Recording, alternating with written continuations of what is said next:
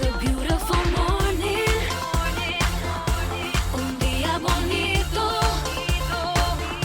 Shake your cares off, don't worry about a thing.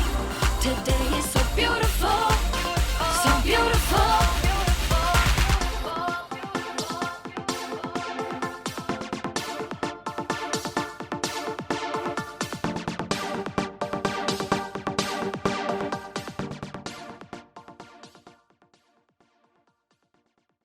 Welcome back to the Beautiful Day on Dia Bonito show. I am your host, Dorimar Bonilla, and we still have with us Estuardo Rodriguez from the American Latino Museum. He is telling us all about the efforts of his organization. Estuardo, what would be the next steps? Right. So as I said, that's where the real work begins, right? Because we have a real challenge now. Although the museum legislation is passed and we are authorized to create this museum, there's a big challenge. Where do you put it? The National Mall is an iconic location for 30 million tourists from all over the country and the world that come to Washington, D.C. to learn about U.S. history.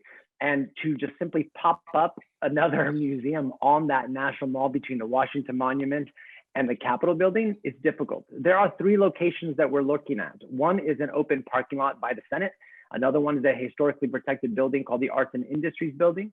Another one is the Department of Agriculture. It's the only federal agency on the mall, and it shouldn't be there, but we can imagine there are challenges in moving a federal agency.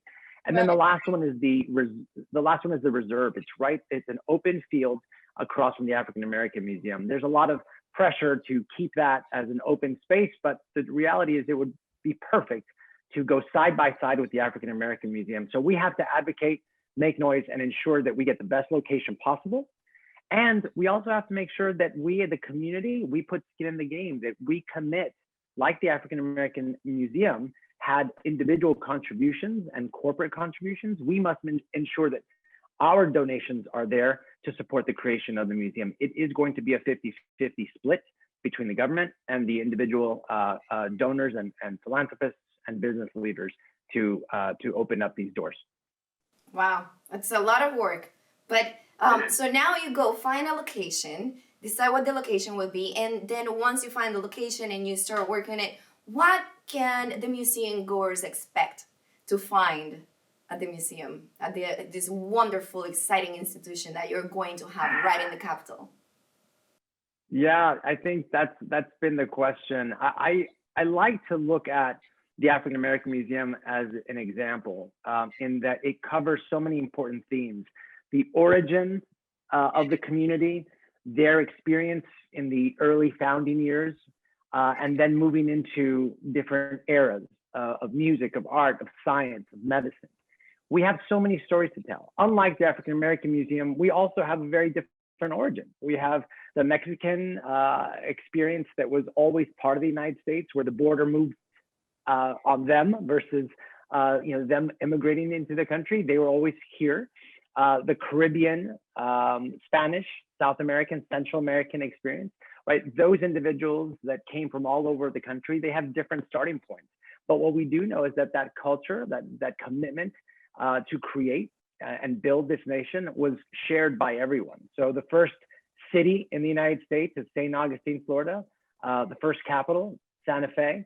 And we look at history that people have right now in their attics. So much like the African American Museum, they went on tour looking around the country to find who had some hidden, dusty or put away kind of photographs or relics in their homes that they haven't shared. And that really is where some of the finest pieces and most emotional pieces of the African American Museum, that's where they came from. And we believe strongly that we similarly have stories that our abuelitas and abuelitos just have in the attic or under the bed. And these are probably photos of patriotism, contributions in science and commitments and discoveries that really have helped build the nation. And that's really where we want to get, is those stories need to be shared. Wonderful. And maybe a little bias on this end, but I think it would be interesting as well to see a little bit of, the Puerto Rico connection with the United States, because a lot of people don't really understand what it is. A lot of people don't understand what the relationship is between Puerto Rico and the mainland. So it would be interesting to see how that can be maybe added into it. And you have quite the list of supporters, from John Leguizamo to Chita Rivera, Eva Longoria, so many of them. What is it about the mission that you think is drawing such great attention and support? I think it really is that shared frustration that our story has not been told, that we often are painted in a certain way, sometimes a not flattering way, by mainstream media, by some of the political election season divisions. I mean, many times the Latino community is painted or portrayed in a certain way because it suits one candidate or the other. This is something that is shared. That frustration is shared by everyone that I talked to, as before the pandemic, as I traveled the country. It really was about, how do we control our narrative? How do we drive our own narrative so that we can present the truth, the best of what we've given? I mean, we talk about the entertainment industry. Well, Desi Arnaz, from the creator of I Love Lucy, he created the modern sitcom with 3 cameras. There's so many things that we see in our society today that we just take for granted without understanding the origins. And we see last month, the Mars landing of Perseverance, led by a Colombiana engineer. I mean, these are moments that we should be sharing even more proudly, making sure that people understand that our contributions are tied to every element of our society. And I think that's why John Leguizamo, in his own way, launched that one-man show talking about U.S. Latino history. That shared frustration that people still talk about our community as if we just got here yesterday, when we have been here for 500 years, and some of us even earlier. You talk about Puerto Rico, the Puerto Rican experience after Hurricane Maria, that devastation. When the federal funding was going to go help Puerto Rico, some people said, why are we helping other countries? Exactly. What? What are you talking about? That's what I mean. Like, a lot of people don't understand the relationship, right, between Puerto Rico and mainland. And it's like, no, we have been American citizens since World War I. We have fought every war there has been. We are part of this country. And a lot of people don't even know that. Like you said, why are we helping other countries? You're not. Yeah. This is your own country that actually happens to make a lot of contributions to this main country in multiple ways, in different ways, so it's throughout the years. So it's important for people to understand that it's like, a lot of people say perception is reality, but perception isn't always reality. And it is important to present what reality really looks like so that people can understand and maybe get rid of the wrong perceptions that they have. Well, I think that, again, and I start to get a little bit passionate about it myself, but I think that really goes to the answer to your question. Why is John Leguizamo involved? Rosario Dawson, Eva Longoria, and it's that shared frustration, that the disbelief, like, how can we still be having this conversation about whether we belong or not? 100%. It should be Anyway, I'm going to pause, but thank you. Oh no, we can keep going on there, because this is such an interesting and amazing topic to bring light to. You can go on and on and on, and we would love to hear everything that you have to say. Now, I want you to share with our audience, how can our audience learn more about the American Latino Museum? And for those who want to get involved and support, how can they do so? Thank you. Yes. So we are at AmericanLatinoMuseum.org, and similarly, you'll find us on social media platforms under American Latino Museum. We are very focused right now on building out that base of support. So even if you're just following or signing up for our emails, we are looking to ensure that everyone is able to support the campaign, whether it's by sharing information, educating each other, because we know how big our Latino families are and our Latino networks, nuestros primos hermanos. We need to let everyone know that this campaign is happening, because we made a commitment across 16 years that I've been working on this. We made a commitment that if and when this bill passed, that we were going to step up and ensure that our contributions would help build this museum. And so right now we're growing and educating, right now virtually, growing and educating the community how important this museum bill is now that it passed, that we have to raise roughly $700 million. And 50% of that will be paid for by the government, and the other 50% will come from the community and corporate donors and philanthropists. But the challenge is that we have 2 years to identify a location on the mall. That's by legislation. So the more we let people know that this campaign is going, by the end of the 2 years, we will be ready to launch a very aggressive capital campaign to ensure that we send that message that we believe in this museum, we support the museum, and we're going to prove it by donating to open its doors. Yeah. Yeah, and it's so it is important to spread the voice and to let everybody know what you're doing. We are so thrilled that you join us today. It's so wonderful to see how passionate you are about this mission. And we at the Beautiful Day on the Bonito Show, we would love to host an event in our community and support this mission. We're so excited to get involved and collaborate. We will be in touch with you and your amazing team to offer our support. I know we had this conversation earlier about, how our producer and we've been having some conversations about it already. So thank you for joining us today. Thank you. One last time, please share the website of your organization so that everybody can go and support and learn more about your mission. Well, thank you again for the invitation. I'm very honored to be part of the morning, your morning, and with your audience. And we welcome them at AmericanLatinoMuseum.org, across our social media platforms. We will be hosting a number of events throughout the next year to make sure that we're reaching as many people as possible. And we're very excited at the opportunity to host a fundraiser with you. So thank you so much for offering that. We're looking forward to it. Thank you so much, Estuardo, for joining us today. And all of you at home, please get informed, get involved. This is a wonderful mission and they need your support. Thank you for watching the Beautiful Day on the Bonito Show. I am your host, Dorimar Bonilla. We will be back with more. Welcome to the Beautiful Day Un Dia Bonito Show. I'm Monique Lynch-Cosme, your co-host, and it brings me great pleasure to welcome a friend of the show, Miss Denise Castro. Welcome, Denise. Thank you for having me. Could you tell our viewers a little bit about you? Sure. So my name is Denise Castro. I'm a physician assistant. I was born and raised in New York City, specifically Manhattan on the Lower East Side. It's known to most as Loisaida, Alphabet City, or the East Village. I'm a mother of 3. My parents are from Puerto Rico, and I'm one of 5 children. I love to garden. The best thing I like to garden is herbs. Oh, me too. I like to make sofrito and incorporate that in most of my meals. I love sofrito as well. So you have a really inspiring story to share with us today. Would you tell our viewers a little bit more about you and where you were a few years ago? Yes, a few years ago, I was severely overweight. I weighed 246 pounds to be exact. My asthma was out of control, and I was on steroids all the time. After multiple hospitalizations and having hypothyroidism and steroid use, my weight was just escalating out of control. So I decided to take my life back.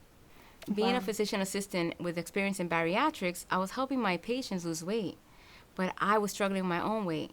That's when I knew I needed to take back my life. Wow, I know there's so many of our viewers who can relate to that. How exactly did you take your life back? I decided to have bariatric surgery, specifically the sleeve gastrectomy. Wow. Well, I know that decision took a lot of dedication and commitment as well. So congratulations on really achieving your goals and the success on the journey to the new you. Would you share with our viewers how you achieved such amazing results? So I strongly encourage them to prep their meals beforehand, stock your cabinets so that you won't deviate from the plan, and as well, remain mindful of what you want to achieve. Absolutely. Okay, well, beautiful work. Just look at you today. And what would you say has been your favorite aspect of your new lifestyle? Well, I love the fact that my asthma is better controlled and I have so much more energy now. I was even able to go roller skating with my kids, something that I could not do way before. That's wonderful. And what would you say has been the toughest aspect of this decision for you? The toughest aspect was preparing for the diet itself, for the bariatric surgery. You have to be on a pre-op liver shrinking diet, which entails high liquid proteins for about 2 weeks. So that was a bit difficult, but I definitely say stick with it. Why? Because the outcome is so worth it. You have to do this. Yes, well, I definitely admire you adhering to your goal. I know we have a lot of viewers at home who can relate to how you felt. And what would you say is the biggest reward of your lifestyle change?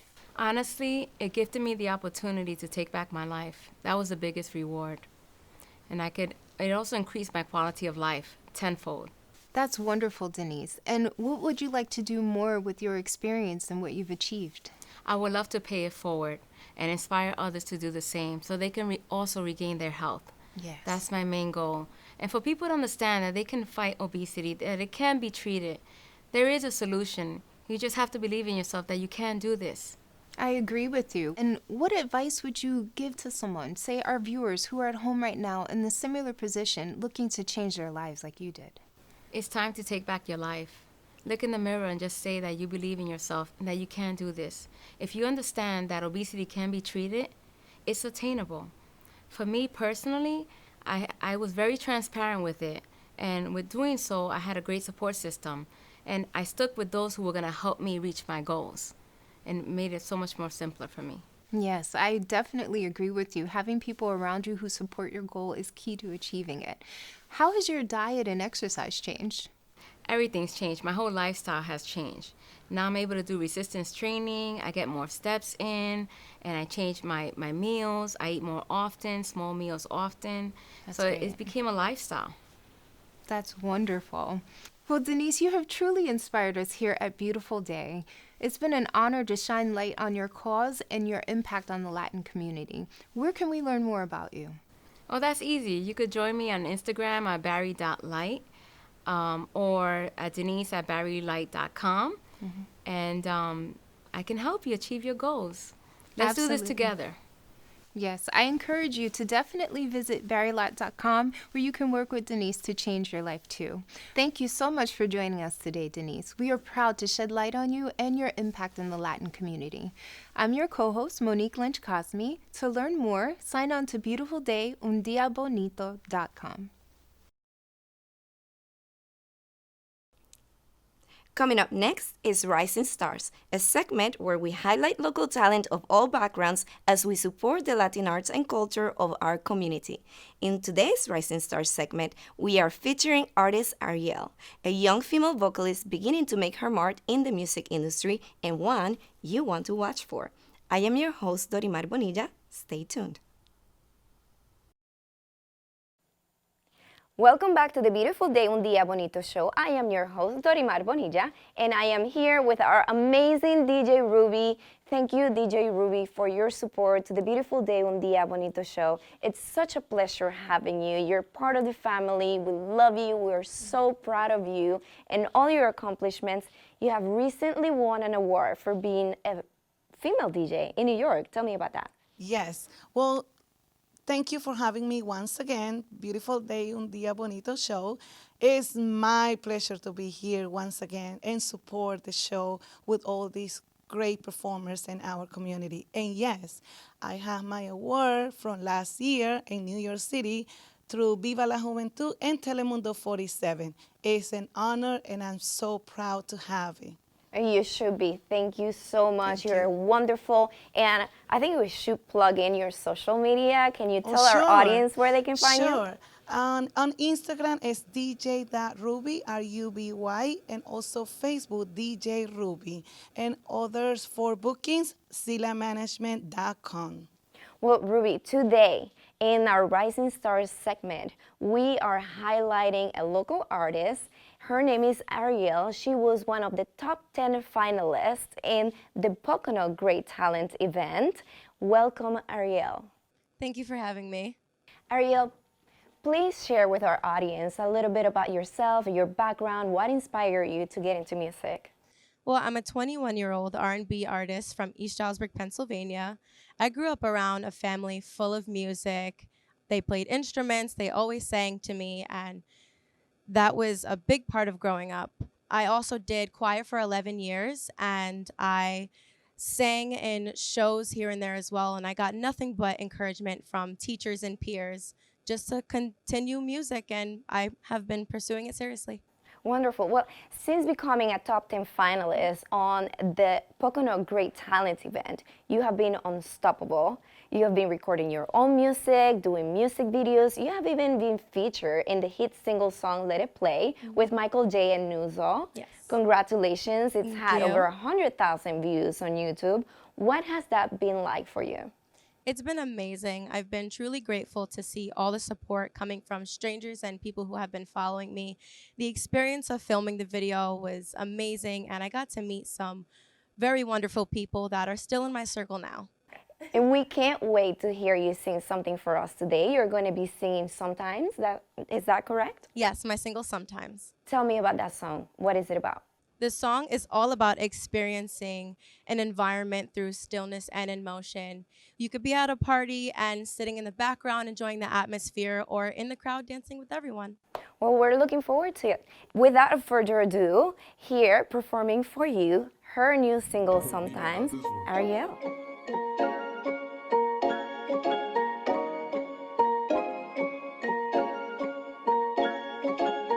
They jumping and bumping with me. Sometimes we'll dance, sometimes we won't. Hey, it's feeling like a hot girl summer, so don't expect me to hold back, 'cause I'm feeling good, just like you should, 'cause summer's where it's at. Yeah, drive around with the windows down. Yeah, we gotta get it, gotta talk. Are you dancing? Are you partying? So you never ever dance without me? No, 'cause I want ya and I need ya. Well, it's warm, I'll be down for whatever. Baby, are we dancing? Are you partying? Sometimes I'll dance, sometimes I won't. Sometimes you'll find me, most times you won't. Sometimes I'll dance, sometimes I won't. Sometimes you'll find me, most times you won't. I'm on my worst behavior, 'cause they play my ish, yeah. It better go down now. This summer is about to be lit. Work so hard, oh yeah. I wanna make this time right here. On mine, on mine, on mine. On my hide, on my hide, on my hide, on my hide. Sometimes I'll dance, sometimes I won't. Sometimes you'll find me, most times you won't. Sometimes I'll dance, sometimes I won't. Sometimes you'll find me, most times you won't. Sometimes I'll dance, sometimes I won't. Sometimes you'll find me, most times you won't. Sometimes I'll dance, sometimes I won't. Sometimes you'll find me, most times you won't. What a wonderful performance, Thank Ariel. you. Thank you so much for joining us. And what's next for you, and where can our audience learn more about you? Well, my team and I are working on building myself as an artist and really pushing and getting myself out there. All my social medias are linked to my at Ariel, AHRIEL __. You can find all the links to my music and all my platforms. Well, thank you for joining us in Raising Stars and for sharing your wonderful talent with us. I am your host, Dorimar Bonilla. Thank you for joining us today in the beautiful day on Dia Bonito. Stay tuned for more. Shake your hands up.